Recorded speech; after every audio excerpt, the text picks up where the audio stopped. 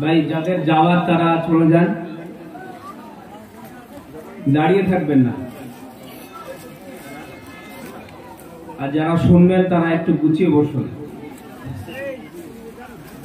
যারা যাওয়ার জন্য নিয়ত করেছেন, দাঁড়িয়ে আছেন, তারা হুকুম তো করবো না, যেতে পারেন। কারণ হচ্ছে যে আপনাদেরকে বসিয়ে নিলে 1 মিনিট থেকে 2 মিনিট আপনারা বসবেন, তারপরে উঠতে শুরু করবেন। আর আপনারা জানেন যে বক্তার মুখ থেকে কথা তখনই বার হয় যখন শ্রোতাদের একাগ্রতা, শ্রোতাদের মহব্বত, ভালোবাসা পায়। আর মাঝখান থেকে যখন আপনারা উঠতে শুরু করবেন তখন আমরা হীনমন্যতার মধ্যে ভাববো যে কি এমন কথা বলছি যে মানুষের অন্তরে বসছে না, নিশ্চয় আবার কথার মধ্যে কিছু ভুল আছে বা কিছু ডাউট আছে, যার কারণে মানুষ চলে যাচ্ছে। আর তখন আমাদের কথা আরো খারাপ হতে থাকবে। সেজন্য দুটো মানুষ বসে থাকলেও আমি তাকেই নিয়ত করে ইনশাআল্লাহ আলোচনা করব। আর যাদের যাওয়ার আছেন তারা যেতে পারেন, আমার পক্ষ থেকে অনুমতি আছে। এটা একটা আজীব ধরনের কথা। সাধারণভাবে বক্তারা বক্তব্য করলেন, সবাইকে গুছিয়ে নেন, আপনারা বসবেন, কিন্তু আমি বসাচ্ছি না। আসল কথা হচ্ছে ভাই, যে আমি যদি এখন বলি তাহলে সাধারণভাবে কমিটির মানুষ আমার উপর রেগে যাবে। আর যারা দায়িত্ব আছেন তারাও রাখবেন যে আমরা দায়িত্ব নিয়ে এই কাজটা পরিচালনা করছি দিনের জন্য, আর বক্তা এসে আমাদের উল্টো বলছে। ভাই উল্টো কিছু নাই, বরং আল্লাহ নবী সাল্লাল্লাহু আলাইহি সাল্লাম বলেছেন যে লা সামারাতা বাদাল ইশা ইল্লা বাইনা যাওজাইন। যে আল্লাহ নবী সাল্লাল্লাহু আলাইহি সাল্লামের আদর্শ, আল্লাহ নবী সাল্লাল্লাহু শিক্ষা হচ্ছে এই যে এশার পরে কোন রকমের কোন কথা, গল্প, গুজব কিচ্ছু চলবে না। ইল্লা বাইনা যাওজাইন, স্বামী স্ত্রীর মধ্যে মহব্বতের কথা হতে পারে, এই ছাড়া অন্য কোনো জিনিস হবে না। দিনের কথা হলে তার একটা লিমিট আছে, যে পুরো রাত্রি ব্যাপী, যে রাত্রি 2টো, 2:30, 3টে পর্যন্ত আমি দিনের কথা বলবো। আল্লাহ নবী কোনোদিন এরকম করেননি। এতে মানুষের শারীরিক ক্ষতি হয়, মানসিক ক্ষতি হয়, অর্থের ক্ষতি হয়। আর সবচেয়ে বড় যে আমরা ধার্মিক মানুষ হয়তো কিছু দিনের কথা শুনবো, কিন্তু সকলে আমাদের প্রতিবেশী কিন্তু ঈমানওয়ালা নেই। অনেক মুসলিম ভাইরা আছেন, তারা কিন্তু সুস্থ নন, অনেক অসুস্থ রয়েছে বাড়িতে। অনেক কচি কচি শিশু আছে যাদের ঘুম আসছে না এই মাইকের আওয়াজের কারণে। তো যে সমস্ত অসুস্থ আমাদের রয়েছেন, যারা শিশু রয়েছেন, এবং আমাদের যারা দেশীয় ভাই রয়েছেন, তারা যারা শুনতে চান না, তাদেরকে আমরা জবরদস্তি শোনাচ্ছি। এতে উপকার কিছু হয় না, ক্ষতি হয়। সেই জন্য আমি আপনাদের কমিটির কাছে অনুরোধ করব, আল্লাহ যদি আপনাদেরকে এইরকম কাজের দিনই মাহফিল করার তৌফিক দান করে থাকেন, তো এত রাত্রি করার দরকার নেই। বেশি থেকে বেশি রাত্রি 10টা পর্যন্ত করবেন। দুজন আপনাদের পছন্দের মতন কোন হাক্কানি দিনদার আলিমকে বলাবেন, ডাকবেন, তাদের কাছ থেকে দিনের মৌলিক কিছু বিষয় এবং আপনারা সমাজের যে সমস্ত অভাব অনটন আমাদের আছে। ভাই যখন আমি কোনো প্রধানের কাছে যাই, কোনো মেম্বারের কাছে যাই, কোনো এমএলএর কাছে যাই, তো আমি তো আমার প্রয়োজন কি সেটা তাকে কি বলি যে আমার বাড়িতে এই অভাব, আমাদের বাড়িতে আগুন লেগে গেছিল, ঘরটা পুড়ে গেছে, মাটির দেওয়াল ঠিকই আছে কিন্তু টাইলগুলো নেই, বাঁশ নাই, আমাদের বাঁশ কেনার পয়সা নাই, বাঁশ দিবেন। অনুরূপ ভাবে আমি যদি কোনো ডাক্তারের কাছে যাই, তো ডাক্তার কিন্তু বলবো না ভাই আজ আমার জ্বর এসেছে, সর্দি লেগেছে, আমার পেটে ব্যথা করছে, মাথায় ব্যথা করছে, সেইভাবে তো ওষুধ দিবে। তো আপনাদের সমাজের অভাব কি, সেই অভাবটা সেই আলিমের সামনে তুলে ধরবেন যে ইসলামে হুজুর এই জিনিসটাকে কি বলে, আমাদের সমাজে এইভাবে চলছে, একটু আপনি সেই বিষয়ে আলোচনা করবেন। এটা অবশ্যই দয়া করে বক্তা সিলেক্ট করার সময় এই বিষয়টা দিয়ে দিবেন। এইরকম করবেন না যে বক্তাকে আপনারা দাওয়াত দিয়ে দিলেন, তার একটা বক্তব্য মুখস্থ করা আছে, আর সারা ভারতবর্ষে পশ্চিমবঙ্গে সেই বক্তব্যটাকে সে করে বেড়াচ্ছে। এটা দিনের জন্য হয় না, এটা নিজের ব্যবসার জন্য হয়। আল্লাহ তাবারক ওয়া তাআলা সেই সমস্ত বক্তাকে এবং আমার কমিটির মানুষকে, সমাজকে হেদায়েত দান করো। সঠিক কথা বুঝার এবং বলার তৌফিক দান করুন। হয়তো অনেকের খারাপ লাগবে ভাই, এটা আমি আপনাদের উপর আক্ষেপ করে বললাম, এবং যে জ্ঞানটুক আল্লাহ আমাকে দিয়েছেন সেই বিষয়টুকু সামনে রেখে আপনাদের এই কয়েকটা কথা বললাম। আমার ওয়াজ হয়তো আপনাদেরকে অত ভালো লাগবে না, কারণ এখন সমাজের মধ্যে কণ্ঠস্বর অর্থাৎ সুন্দর আওয়াজ, গজল, বিভিন্ন ঢঙে যারা বলবে তাদের ভালো লাগবে। আমার কাছে কিন্তু অত ঢঙ নাই ভাই, সোজা সাপটা কথা কিছু আপনাদের সামনে বলবো। তবে আমার পরে একটা সুন্দর ভালো কণ্ঠস্বরওয়ালা বক্তা আছেন, ওনার কথা শুনবেন। উনিও ইউটিউবারের বক্তা, যেমন ভাবে ইউটিউবের বক্তা হিসাবে হযরত কারি ইয়াসিন সাহেবের বক্তব্য আপনারা শুনলেন, তো এরপরে একজন মুখলিসুর রহমান সাহেব বলে আছেন, উনি খুব সুন্দর বক্তব্য করেন। ওনার বক্তব্যের জন্য আপনারা বসুন, আমার জন্য নয়। এখন আমি কথা আরম্ভ করি।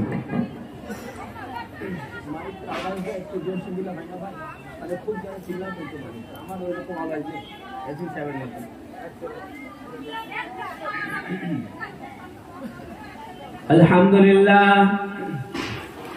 আলহামদুলিল্লাহ নাহমাদুহু ওয়া নাস্তাঈনুহু ওয়া নাস্তাগফিরুহু ওয়া নু'মিনু বিহি ওয়া নাতাওয়াক্কালু আলাইহি ওয়া না'উযু বিল্লাহি মিন শুরুরি আনফুসিনা ওয়া মিন সাইয়্যাতি আমালিনা। من يهده الله فلا مضل له ومن يضلله فلا هادي له ونشهد أن لا إله إلا الله وحده لا شريك له وأشهد أن سيدنا وسندنا ومولانا محمدا عبده ورسوله. أما بعد، إن الله وملائكته يصلون على النبي يا أيها الذين آمنوا صلوا عليه وسلموا تسليما كثيرا كثيرا.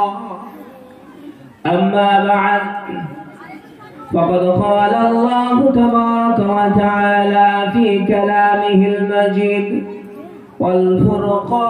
والفرقان الحميد: أعوذ بالله من الشيطان الرجيم، بسم الله الرحمن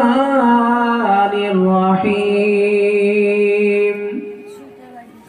قل إن كنتم تحبون الله فاتبعوني يحببكم الله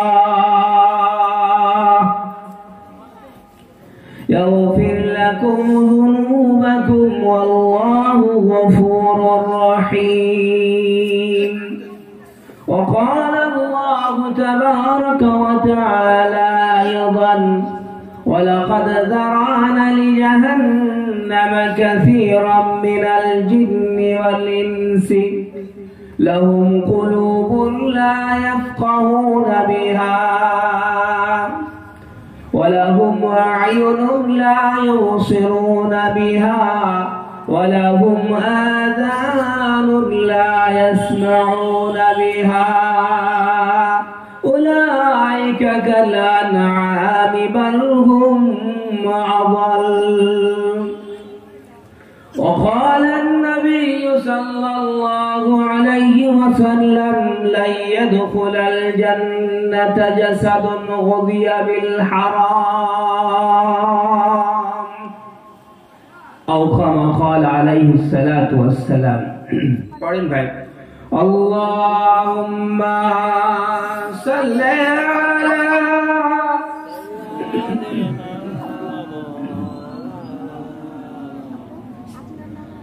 وعلى آل سيدنا.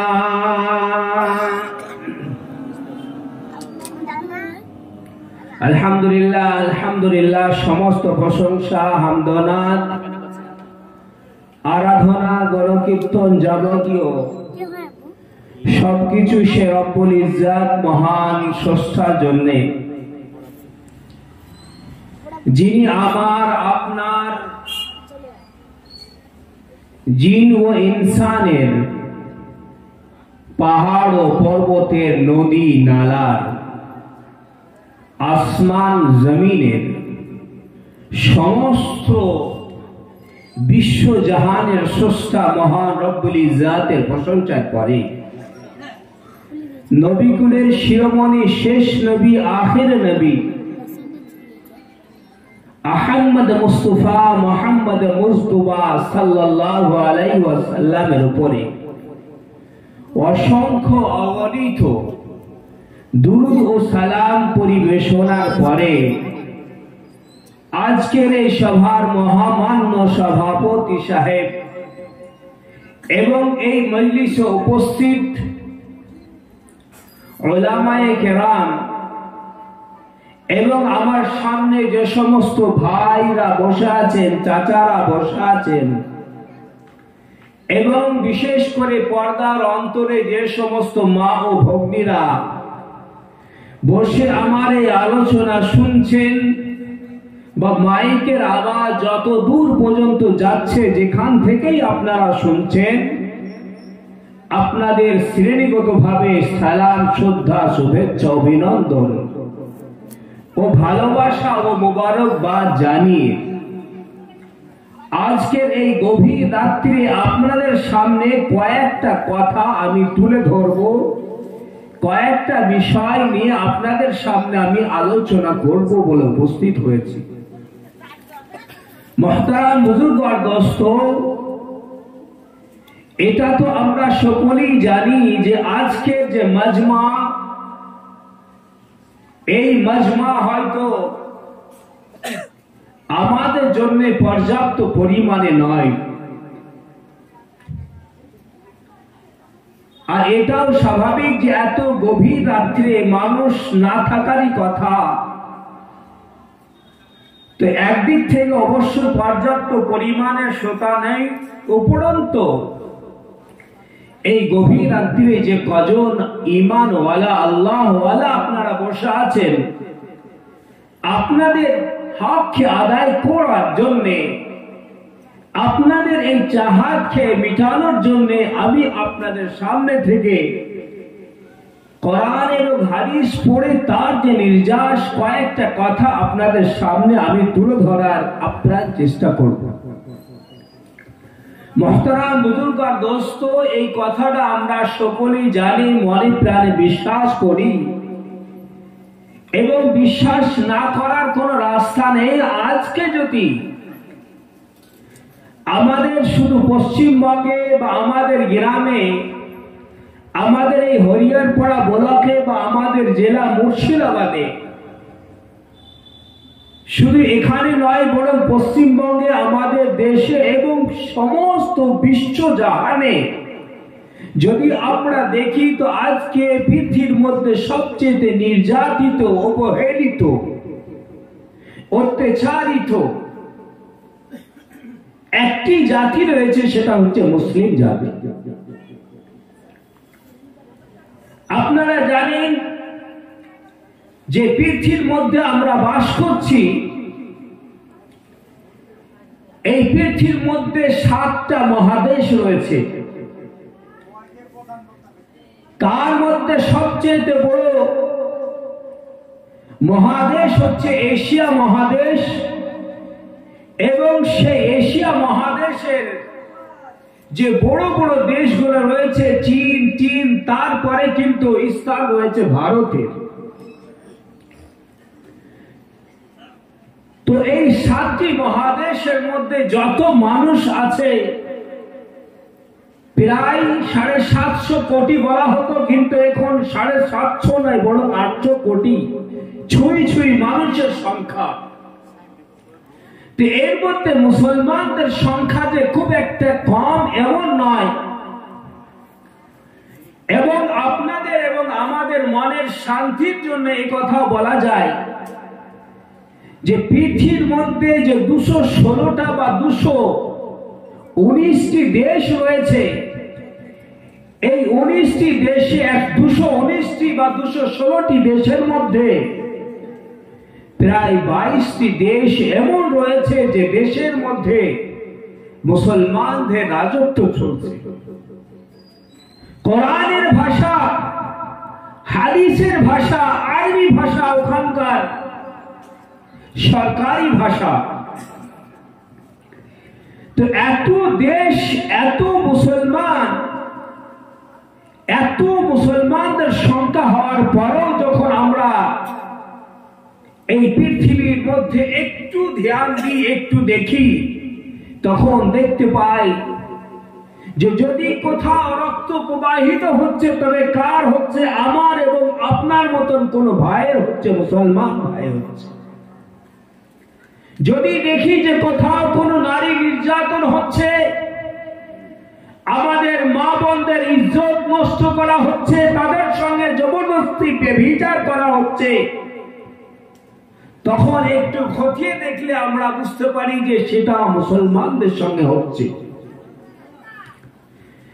এই যে সমস্ত জায়গায় মুসলমানরা অবহেলিত, নির্যাতিত, লাঞ্ছিত, অপদস্থ, এর পিছনে কারণ কি?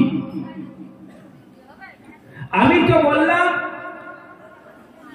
যে সারা বিশ্ব জাহানের মধ্যে 216 বা 219টা দেশ হলেও বা এতটা দেশ অন্য কোন জাতির কাছে নেই যতটা দেশ মুসলমানদের নিয়ন্ত্রণে, মুসলমানদের আয়ত্তের মধ্যে রয়েছে। মুসলমানরা এখন পপুলেশনের দিকে লক্ষ্য করে, জনগণের দিকে লক্ষ্য করে, প্রথম নম্বর খ্রিস্টান, দ্বিতীয় বৌদ্ধ, তৃতীয় নম্বরে কিন্তু মুসলমানদের সংখ্যায় উঠে আসে। এত সংখ্যাতে হওয়ার পরেও কেন যখন কিছু হচ্ছে তা আমাদেরই হচ্ছে কেন? এর পিছনে কারণ কি? এর পিছনে কারণ হচ্ছে দুটো। একটা মৌলিক কারণ যেটা কোরআনের মধ্যে আল্লাহ তাবারক ওয়া তাআলা বলেছে, সেটা হচ্ছে যে আমাদের দুর্বলতা হচ্ছে ঈমানের দুর্বলতা। আল্লাহ তাবারক ওয়া তাআলা কালামুল্লাহ পাকের মধ্যে এই মর্মে বলেন, ওয়ালা তাহিনু ওয়ালা তাহজানু ওয়া আনতুম লাউনা ইন কুনতুম মুমিনিন। আল্লাহ তাবারক ওয়া তাআলা কোরআনের এই আয়াতের মধ্যে কত সুন্দরভাবে ঘোষণা করে দিলেন। আল্লাহ তাবারক ওয়া তাআলা বললেন, তোমরা চিন্তিত হবে না, তোমরা গমগীন হবে না, তোমরা দুনিয়ার মধ্যে বাদশাহত করবে, ক্ষমতা তোমাদেরই থাকবে, কিন্তু তার জন্য একটা শর্ত আল্লাহ তাবারক ওয়া তাআলা কোরআনের মধ্যে কত সুন্দরভাবে বলে দিয়েছেন। আর সেই শর্তটা হচ্ছে আমার ঈমান পাক্কা থাকতে হবে। যদি আমার ঈমান না থাকে, আমার যদি গাড়ি বাড়ি থাকে, ধন দৌলত থাকে, তবে আমার জন্য আল্লাহর পক্ষ থেকে কোনো ওয়াদা নেই। আমার জন্য ওয়াদা সেই সময় রয়েছে যখন আমার কাছে ঈমান থাকবে, আমি আল্লাহকে বিশ্বাস করব, আল্লাহর নবী শরীয়তের উপর বিশ্বাস করব, তখন আল্লাহর পক্ষ থেকে ওয়াদা রইবে। তো আমরা যারা মুসলমান আজকে আছি পৃথিবীর মধ্যে, নামধারী মুসলমান, যারা আজকে আমরা নিজেকে মুসলমান বলছি, মুসলিম পরিবারে জন্ম নিলে মুসলমান হয় না, মুসলমান ঘরে জন্ম নিলে মুসলমান হয় না, নিজের খাতনা নিজের মুসলমানই পড়ে নিলেই মুসলমান হয় না। ভাই, আমরা মুসলমানরা মনে করি যে মুসলমান যারা মুসলমানই করে নিয়েছে, জন্মসূত্রে আল্লাহ তাবারক ওয়া তাআলা যে অঙ্গটা দিয়েছিলেন, সেই অংশের মাথাটাকে কেটে নিলেই মুসলমানই করা হয়ে যায়, মুসলমান হয়ে যায়। এইরকম নয়। পৃথিবীর মধ্যে লক্ষ লক্ষ মানুষ আছে, ইহুদিরা, জিউসরা আছে, যারা খাতনা করে, তারা মুসলমানই করে। তো ওরা কি এই মুসলমানই করার কারণে মুসলমান হয়ে গেছে নাকি? তারা তো মুসলমান হয়নি। হ্যাঁ, এটা সুন্নাত ইসলামের মধ্যে, এটা একটা তরিকা, এটা একটা পদ্ধতি। তার মানে এই নয় যদি কেউ সেই মাথাটা কেটে দেয়, নিজের লিঙ্গর মাথাটা কেটে দিলে মুসলমান হয়ে গেল, নিজের নাম আব্দুর রহিম, আব্দুল করিম রাখলি সে মুসলমান হয়ে গেল। এটা কিন্তু হাদিসের মধ্যে, কোরআনের মধ্যে আল্লাহ বলেননি। মুসলমান আপনি তখন হবেন যখন আল্লাহর প্রতি প্রতি 100% আপনার বিলিভ থাকবে, বিশ্বাস থাকবে যে আপনার অন্তরে এই কথা আসবে যে যা কিছু হয় আল্লাহ থেকে হয়, করনে वाली জাত শুধুমাত্র আল্লাহ। আপনি যখন এই কথার সাক্ষ্য দিবে যে নো গড উইদাউট আল্লাহ, আল্লাহ ছাড়া অন্য কোনো মাবুদ নাই, যা কিছু করেন একমাত্র আল্লাহ করেন। আল্লাহর কুদরতের মধ্যে ওইভাবে ক্ষমতা বিদ্যমান রয়েছে। যখন মুসলমানদের প্রথম যুদ্ধ বদরের হয়েছিল, যে মুসলমানদের যুদ্ধের মধ্যে 313 থেকে 314 জন সৈন্য ছিল, তার সঙ্গে যাদের যুদ্ধ হয়েছিল মুশরিকরা ছিল, কুফাররা ছিল, মক্কার কাফেররা ছিল, যাদের সংখ্যা ছিল 1000। মুসলমানদের সংখ্যা ছিল 313 থেকে 314 জন। মুসলমানদের কাছে তেমন শস্ত্র অস্ত্র নেই, মুসলমানদের কাছে হাতিয়ার নাই, মুসলমানদের কাছে অ্যাটম বম নেই, মুসলমানদের কাছে ফালা বল্লম নাই, তাদের কাছে অনেক অস্ত্র শস্ত্র রয়েছে। মুসলমানরা যুদ্ধ করতে জানে না, মুসলমানরা শান্তিপ্রিয় মানুষ, কিন্তু যখন আল্লাহর রাস্তায় দ্বীনকে বাঁচানোর জন্য, দ্বীনের কালিমাকে জিন্দা করার জন্য, কালিমা তাইয়্যিবা লা ইলাহা ইল্লাল্লাহ মুহাম্মাদুর রাসূলুল্লাহকে জিন্দা করার জন্য যখন নিজের জীবনকে বিসর্জন দিয়ে আল্লাহর রাস্তায় যখন বদরের প্রান্তে হাজির হয়ে গেল, আল্লাহ তাবারক ওয়া তাআলা ফেরেশতাদেরকে আসমান থেকে অবতরণ করালেন। মুসলমানদের সাথ দিয়ে মুসলমানরা জয় হয়ে গেলেন। মুসলমানরা 70 জন কাফেরকে হত্যা করলেন, 70 জনকে কয়েদ করে নিয়ে এলেন। মদিনার মধ্যে আসার পরে রাসূল আকরাম সাল্লাল্লাহু আলাইহি সাল্লাম আলোচনা করেন যে এই সমস্ত বন্দীদের সঙ্গে কি করা হবে। সরওয়ারে কায়নাত বলেন, আমাদের সমাজকে শিক্ষিত করতে হবে, আমাদের সমাজকে এডুকেটেড করতে হবে, আমাদের সমাজকে বিজ্ঞানী করতে হবে। এই সমাজ যত কিছু হয় শিক্ষার উপর নির্ভর করে হয়। যদি শিক্ষা না থাকে, আমার ছেলে শিক্ষিত যদি না হয়, আমার মেয়ে যদি শিক্ষিত না হয়, যতই টাকা থাকুক পয়সা থাকুক কোনোদিন আগে বাড়তে পারবে না। যার কারণে আল্লাহ নবী সাল্লাল্লাহু আলাইহি সাল্লাম বললেন, সেই সমস্ত কয়েদিদেরকে বললেন, তোমরা মদিনার 10-10টা ছেলেকে শিক্ষিত করে দাও, বর্ণাক্ষর পরিচয় পড়িয়ে দাও, তাদেরকে লেখাপড়া শিখিয়ে দাও, তোমাদের মুক্তিপণ হিসাবে এটাই যথেষ্ট হবে। তো আল্লাহ নবী সাল্লাল্লাহু আলাইহি সাল্লাম বদরের যুদ্ধে 70 জন সাহাবাকে কয়েদ করে নিয়ে এলেন এবং তাদের মুক্তিপণ হিসাবে শিক্ষাকে আল্লাহ নবী রাখলেন যে 10-10 জন ছেলে মেয়েকে তোমরা শিক্ষিত করে দাও, তোমরা আলিফ বা তা সা জিম হা খা শেষ পর্যন্ত পড়িয়ে দাও, তোমরা ABCD পড়িয়ে দাও, ওয়া হসাইদিল বলে পড়িয়ে দাও, তোমরা তাদের নাম লেখা, হিসাব, অক্ষর এই সমস্ত জিনিসগুলো শিখিয়ে দাও, তোমাদেরকে আজাদ করে দেওয়া হবে। এটা কে বললেন? এটা বিশ্ব নবী সাল্লাল্লাহু আলাইহি সাল্লাম বলেছেন। এই কথা আমার বলার উদ্দেশ্য নয়, আমার উদ্দেশ্য হচ্ছে যে ওই সময় আল্লাহ তাবারক ওয়া তাআলা শুধুমাত্র 313 জন সাহাবাদের দিয়ে সেই 1000 সশস্ত্র বাহিনীকে পরাস্ত করেছিলেন। এটা কখন সম্ভব হয়েছিল? যখন ঈমান ছিল, যখন অন্তরের মধ্যে আল্লাহর ভয় ছিল, যখন অন্তরের মধ্যে এই কথাটা ছিল যে যা কিছু হয় আল্লাহর পক্ষ থেকে হয়, কেউ কিছুই করতে পারে না। ওরা সামান্য মানুষ, ওরা আমরাও যেমন মানুষ, ওরাও মানুষ। ওদের কাছে বেশি থেকে বেশি একটা তলোয়ার আছে, একটা হাতিয়ার আছে, এটা দুনিয়ার সবাব, দারুল আসবাব। আর এই সবাব দিয়ে কিছু হয় না। যখন মুসলমানদের অন্তরে এই কথাটা ছিল, তখন আল্লাহর পক্ষ থেকে মদদ এসেছিল। সাহাবায়ে কিরামের সাহায্যের জন্য আল্লাহ আসমান থেকে এঞ্জেল ফেরেশতাদেরকে পাঠিয়েছিলেন। তো যে আল্লাহর ক্ষমতা সেই অবস্থায় ছিল, সে আল্লাহ বুড়ো হয়ে যাননি গো, সে আল্লাহ অক্ষম হয়ে যাননি গো, সেই আল্লাহর ক্ষমতা আজও আছে। উনি যা চাইবেন তাই দিতে পারবেন। আজকে যদি আমরা ভারতবর্ষে একটু সার্ভে করে দেখি, তো আজকে মুসলমানরা বিভিন্ন দিক থেকে জকড়িয়ে গেছে, ঘিরে গেছে, আবদ্ধ হয়ে গেছে, ডিটেনশন ক্যাম্পের মধ্যে রয়েছে, কোন দিকে হাত বাড়ানোর তাদের ক্ষমতা নাই। যদি আজকে আমাদের সরকার শিক্ষার অধিকার দিচ্ছে না, আজকে সরকার আমাদেরকে শিক্ষার অধিকার দিচ্ছে না, কেমন ভাবে দিচ্ছে না? এক সময় এমন ছিল যে সময় সরকার স্কুল প্রতিষ্ঠানকে কায়েম করত, কিন্তু সেখানে শুধুমাত্র উচ্চ বর্ণের মানুষেরাই তাদের ছেলেমেয়েরা শিক্ষিত হতে পারত। নিম্ন বর্ণের ছেলে মেয়েদের, নিম্ন পরিবারের ছেলে মেয়েদের শিক্ষা দেওয়া হতো না। কিন্তু গণতান্ত্রিক দেশে এই নিয়মটাকে শেষ করে ধীরে ধীরে প্রতিষ্ঠান শুরু হলো। প্রাইমারি প্রতিষ্ঠান, প্রাইমারি বিদ্যালয়, উচ্চ বিদ্যালয়, হায়ার এডুকেশনের জন্য আপনার হাই স্কুলের শিক্ষা ব্যবস্থা, এর চেয়ে উচ্চ শিক্ষার জন্য কলেজের ইউনিভার্সিটির ব্যবস্থা যখন শারীরিকভাবে শুরু হলো, সকলেই যখন শিক্ষায় অগ্রগতি পেল, তখন সরকার দেখছে যে যদি জাতি এইভাবে শিক্ষিত হয়ে যায় তো জাতিকে ধোঁকা দিয়া, তাদেরকে মিথ্যা কথা বলে ভোট নেওয়া, তাদের চোখে পট্টি দিয়ে আমাদের রাজত্ব করা, আমাদের অর্থ বাড়ি গাড়ি ধন দৌলত একত্রিত করা আমাদের জন্য বড় মুশকিল হয়ে দাঁড়াবে। সেই জন্য জাতিকে আর শিক্ষা দেওয়া যাবে না। কিন্তু এখন আধুনিকতার যুগে আমরা যদি সেই সমস্ত আমাদের প্রতিষ্ঠানগুলো বন্ধ করে দিই, তাহলে গণতান্ত্রিক ভাবে আন্দোলন হবে।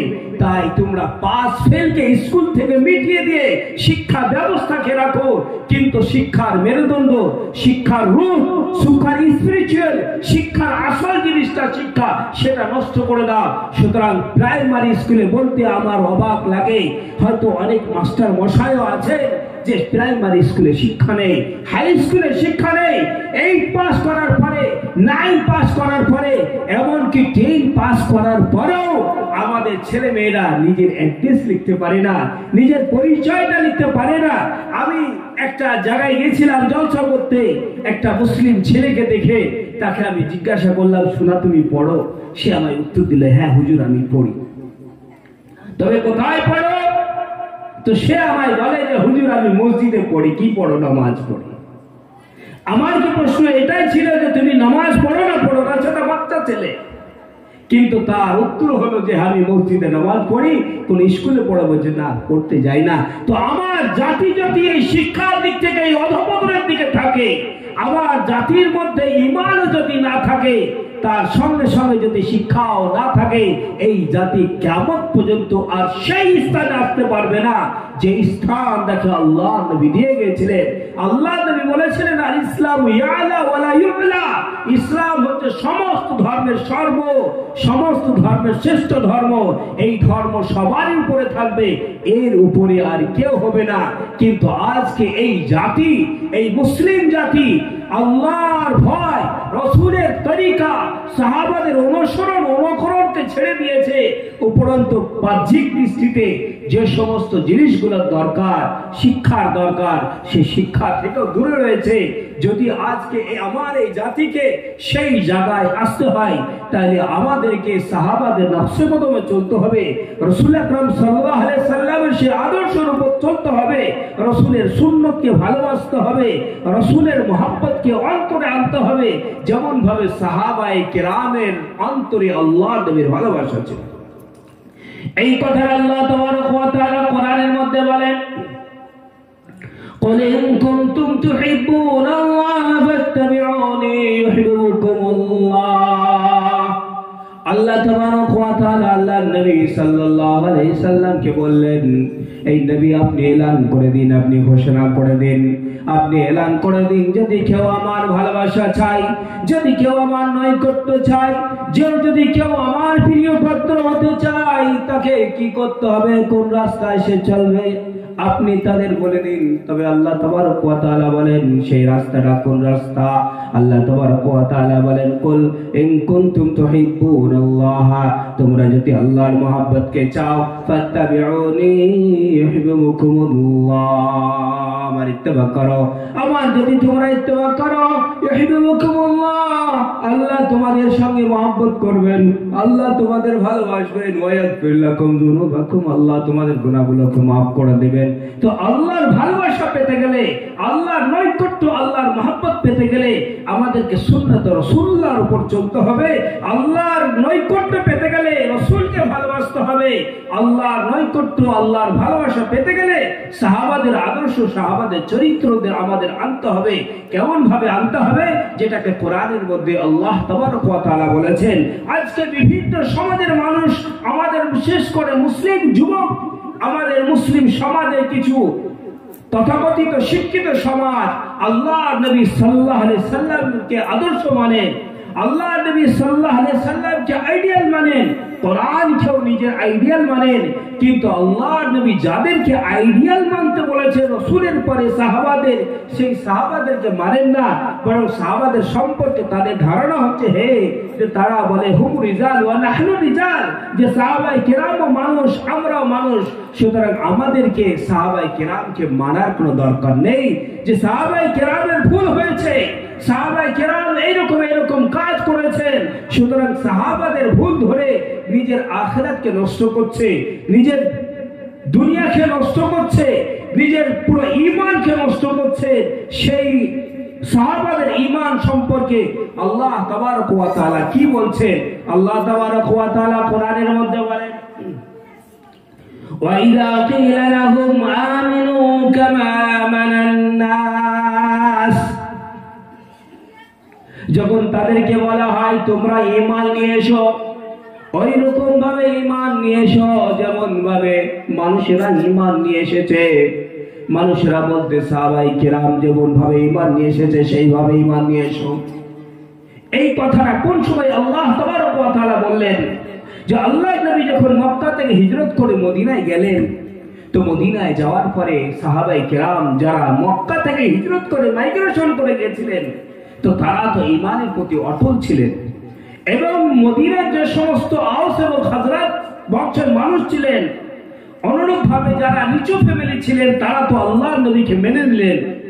কিন্তু কিছু কিছু বড় লোক যারা ছিল, তথাকথিত অবস্থাশালী মানুষ, তারা কিন্তু মুনাফিক হয়ে গেল, চরিত্রের মানুষ তারা হলো, হিপোক্রিসি হলো তারা, যে আল্লাহর নবীর সামনে এসে তো ঈমানকে জাহির করে বলে যে আমরা ঈমান এনেছি, আপনাদের সঙ্গে আমরা আছি, আর যখন রাত্রিরে হয়, নির্জনতায় হয়, তখন সাহাবাদেরকে গোপন করে সে কাফের ইহুদিদের সঙ্গে যায় আর মিলে, আর মিলার পরে তাদেরকে বলে যে আমরা তাদের কাছে যাই, মজাক করতে যাই, ঠাট্টা করতে যাই, যে আমরা তো তোমাদের সঙ্গে রয়েছি। তো এই মানুষগুলোকে তখন আল্লাহর পক্ষ থেকে হুকুম দেওয়া হলো যে তোমরা এইভাবে দ্বিচারিত্রিক ভাবে চললে হবে না, তোমরা দুমুখী ভাবে চলবে, এইরকম ভাবে হবে না, তোমাদেরকে ঈমান আনতে হবে। তখন তারা তো বলে আমরা তো ঈমান এনেছি। তখন আল্লাহর নবী সাল্লাল্লাহু আলাইহি সাল্লাম সাহাবায়ে কেরামদের এবং আল্লাহ তাবারক ওয়া তাআলা সাহাবায়ে কেরামদেরকে আইডিয়াল করে বললেন যে এই কথাটা, যে কথাটা এর আগে আপনাদের সামনে আমি একটু করে বললাম।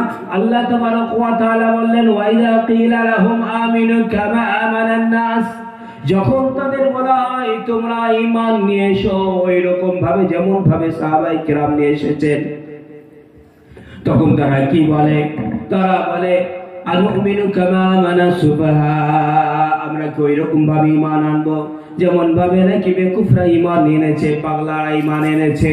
তারা সব সময় নিজেকে বুদ্ধিমান মনে করত, আর যারা আল্লাহর নবীর হাতে দিয়ে মুসলমান হয়েছিল, যারা আল্লাহর নবী সাল্লাল্লাহু আলাইহি সাল্লামের সামনে নিজের কোন রকম কোন বুদ্ধি আকেল চালাতো না, আল্লাহর নবী যেটা বলতেন আমান্না ওয়া সাদ্দাকনা, আল্লাহর নবী যেটা বললেন সেটাকে মনে প্রাণে বিশ্বাস করে নিল। এটাই যখন সাহাবারা এই চরিত্রের উপর ছিলেন, তখন সেই সমস্ত মুনাফিকরা তথাকথিত নিজেকে যারা বুদ্ধিমান মনে করত, তারা বলতো এরা তো বোকা, এদের কোনো বুদ্ধি নাই, বিবেক নাই, এরা ভালো মন্দ বিবেচনা করে না, মুহাম্মদ যে কথাটা বলে সেই কথাটা বিশ্বাস করে নাই, এরা কোনো মতে ভালো মানুষ হবে না, তারা সুবহা, তারা বেকুফ, তারা মেন্টাল, তারা পাগল হবে, এদের মতো ঈমান আনলে চলবে না। তারা বলছে যে আল্লাহ বলছে যে তোমরা সাহাবাদের মতন ঈমান নিয়ে এসো, আর উপরন্তু এই সমস্ত যারা নিজেকে বুদ্ধিমান মনে করে, তো তারা আল্লাহর নবীর সাহাবাদেরকে পাগল ভাবছে। আজকেও এইরকমই হয়, যে আজকের এই শিক্ষিত সমাজে যারা আল্লাহর নবীর আদর্শকে মানে, নির্দ্বিধায় মানে, যারা আল্লাহর নবীর তরিকাকে মানে, যারা সাহাবাদের তরিকাকে মানে, যারা নিজের 5 ওয়াক্ত নামাজ জামাতের সঙ্গে আদায় করে, যারা রমজান মাস সামনে, রমজান আসছে, রোজা আদায় করে, তো সেই সমস্ত কিছু সমাজের আমাদের মানুষ আছে, সেই সমস্ত ভাইকে কটাক্ষ করে আর বলে যে এদের কোনো কাজকর্ম নেই, এদের কোনো চাকরি বাকরি নেই, এদের কোনো মাঠে খেতে খাবারে কোনো কাজ নেই, সেই জন্য সমস্ত কাজকে বাদ দিয়ে তারা এই মসজিদে যায় আর মাথা ঠুকে ঠুকে আসে। রোজার মাসে রোজা রাখলে বলে যে আমাদের বাড়িতে কি খাবার অভাব রয়েছে নাকি, আমার অমুক ছেলে অমুক জায়গায় ডিফেন্সের চাকরি করে, আমার অমুক বৌমা অমুক হাই স্কুলের ম্যাডাম রয়েছে, আমার অমুক ছেলে অমুক জায়গায় ভালো একটা পোস্টে কোম্পানির পোস্টে চাকরি করছে, আমার বাড়িতে খাবার মানুষ নেই, আমি কি আমার বাড়িতে খাবার নেই, আমি অভাবী তাই রোজা রাখবো, এইভাবে মুসলমানদেরকে কটাক্ষ করে। খোদার কসম খেয়ে বলছি, যদি কোনো মুসলমানের মুখ থেকে ভুল করে এইরকম কথা বার হয়ে যায় তো তার ঈমান আছে না আছে এর মধ্যে সন্দেহ চলে আসে। তার ঈমান আছে না না এর মধ্যে সন্দেহ আছে। বরং আমি তো আপনাদেরকে বলবো, যদি কেউ অন্তর থেকে এইরকম কথা বলে তাহলে আপনি সাক্ষী দেন তার ঈমান নাই। এইরকম বিবেচনা করে, এইরকম বিবেক করে এইরকম কটাক্ষ করা এটা কাদের কাজ নয়, এটা ঈমানদের মুত্তাকির কাজ নয়। কারণ ইসলামের মানে হচ্ছে সারেন্ডার করা, আত্মসমর্পণ করা, যে তাসদিক বিমা জাআ মিন নবী সাল্লাল্লাহু আলাইহি সাল্লাম, আল্লাহ নবী যে শরীয়ত দিয়েছে, আল্লাহ নবী যে বিধান দিয়েছে, আল্লাহ নবী যে কনস্টিটিউশন দিয়েছে, আল্লাহ নবী যে ল যে ফর্মুলা দিয়েছে, সেই ফর্মুলার মধ্যেই ইহকাল পরকালের কল্যাণ রয়েছে। আমার অন্তর সেটা বিশ্বাস করো আর না করো, আমার বিবেকে সেই কথাটা আসুক আর না আসুক, সেই কথার পর চলা, এটাই হচ্ছে ঈমান, এটাই হচ্ছে মুসলমানদের পরিচয়। কিন্তু কেউ যদি বিবেচনা করে আল্লাহর নবীর সত্য মিথ্যা কথাকে বিবেচনা করে মানে, সে মুমিন হবে না, সে মুতাজিলা হবে, সে ভ্রান্ত পথে চালিত মানুষ হবে, সে কোনোদিন মুসলমান হতে পারে না। তো এইভাবে আল্লাহ তাবারক ওয়া তাআলা বললেন যে তোমরা ঈমান নিয়ে এসো, যেমন ভাবে ওই সাহাবায়ে কেরাম ঈমান নিয়ে এসেছে।